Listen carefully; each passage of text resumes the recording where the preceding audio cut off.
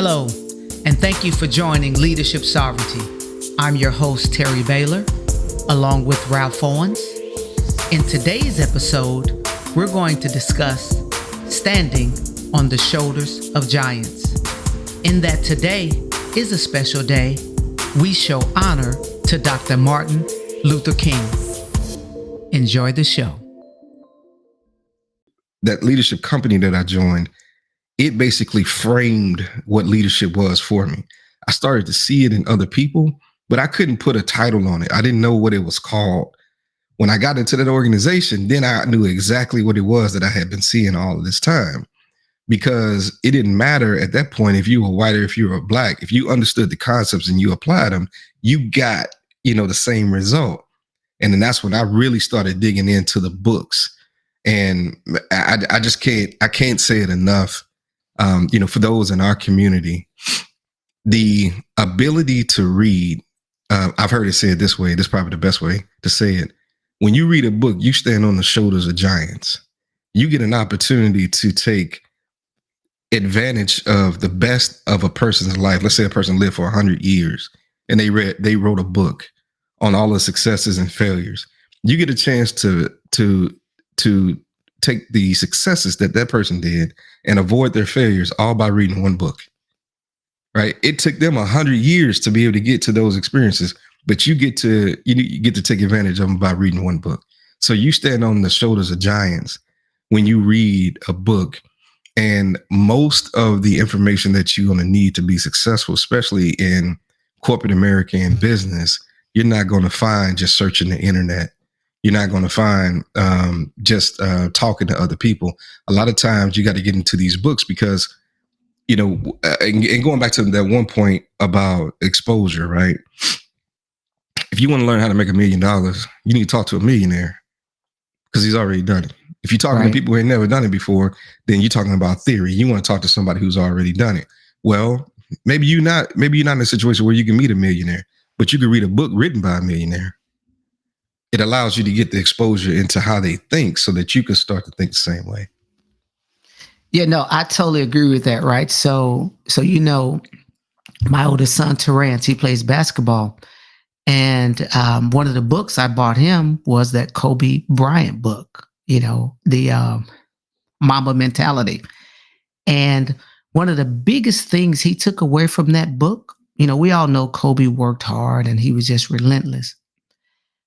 The biggest thing one of the biggest things he took away from that book was, he said, "Dad, Kobe felt butterflies before each game too." He said, when I felt that, I thought it was fear. So when I went into the game, in my mind, I thought I was scared.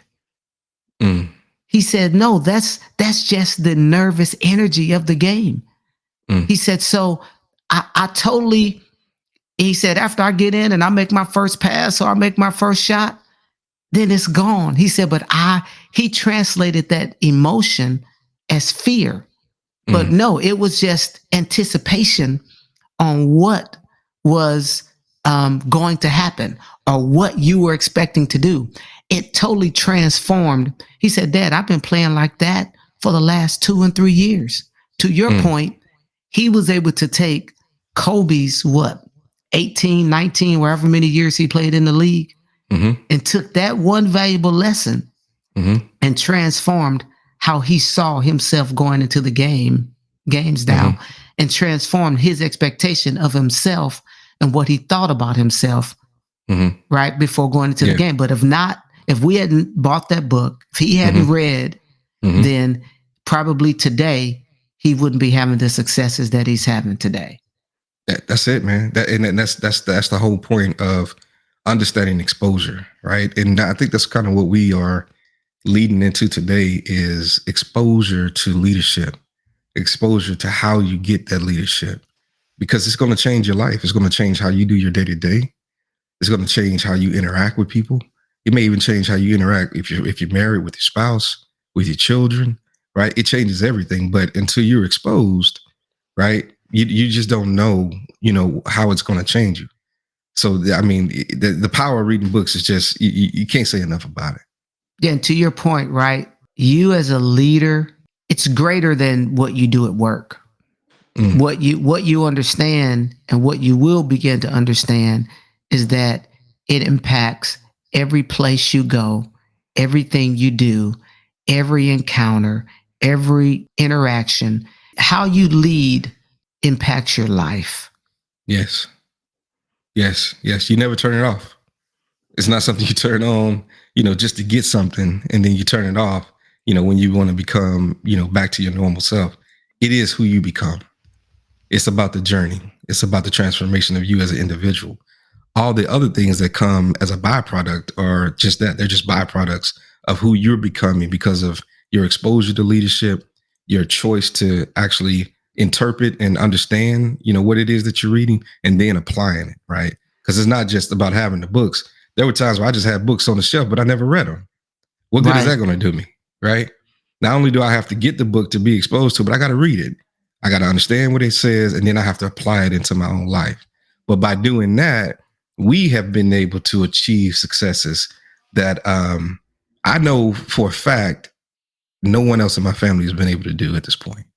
Right? God has really been able to bless us to get to a certain place that is kind of uncharted territory for my family, and we just getting started, right? And where we're going. So I cannot be thankful enough for you, the relationship with you, because we've been riding through this thing for a while now, right? And learning Yes, these sir. leadership lessons along the way and Yes, sir. applying them in our professional and personal, lives and seeing the results of it, seeing the fruit of it. So this is what we've kind of come up with, and it's a work in progress. So let me read this for the audience. Leadership sovereignty, discussions about leading unapologetically from a position of influence, knowledge, wealth, and power as African American men and men of color. Yeah, it's good. What do you think about that? I think it's perfect. Yep. I think that's perfect. Yeah, Ralph, I'm sorry. Go ahead. I was just going to ask. So, what was where did your leadership journey begin in your life? So that's interesting, man. I honestly, I cannot remember a time that I wasn't leading. And again, I think that comes from, seeing my dad, seeing my brother. So just a little bit background, right? I am the sixth of seven boys. So my parents had essentially five boys in a row. Then they took a break. Then there came me. There was a 7-year gap. Then there was a 6-year gap and came my brother Marcus. Now, I don't want to, shortchange my sisters. I have two sisters and they are the bookends. So essentially my parents had 6 kids in a row, right? My oldest is, the sibling is Diane. There was a break. Then there came me. Twyla was actually no. Twyla's not the bookend. Marcus is the bookend. But Twyla and I are a year apart, and then there's 6 years between Twyla and Marcus. So, but again, I've seen this leadership to answer your question. And so, growing up, I played sports. I found myself always being a captain on a team, right? But my leadership was really kind of, I'll say, one dimensional in that it was around sports. And again, we learn a lot of great skill sets, in leading people. And one of the things I flourished at is understanding people, understanding the dynamic of, leading a team. And then when I got a little older in my teenage years, I had a vocal group. I was the lead man for that group. When I went to college, I was in a vocal group. I was the lead man for that group. So kind of the things that I had been accustomed to. And then actually, even as a 13-year-old or 14-year-old, I coached the baseball team. So again, this leadership, understanding the human dynamic. I think the thing that was missing though in my leadership that I had to learn was the dynamic of corporate leadership and understanding that when you're in corporate, the team isn't always unified. Because in sports, most times that team is typically always unified. But in corporate America, you have multiple teams. So that dynamic, man, was a eye-opening experience for me. And, you know, I'll be quite just really transparent. My first experience to it, I didn't handle it well.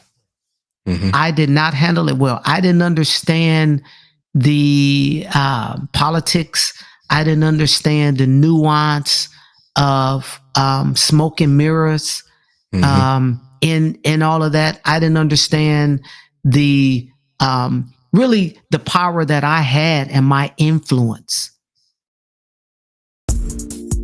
Thank you for being with us today on Leadership Sovereignty. Stay connected with us on X, formerly known as Twitter, and on Instagram by searching for Leadership Sovereignty. And just like this podcast, let's all collectively grow as we go. God bless.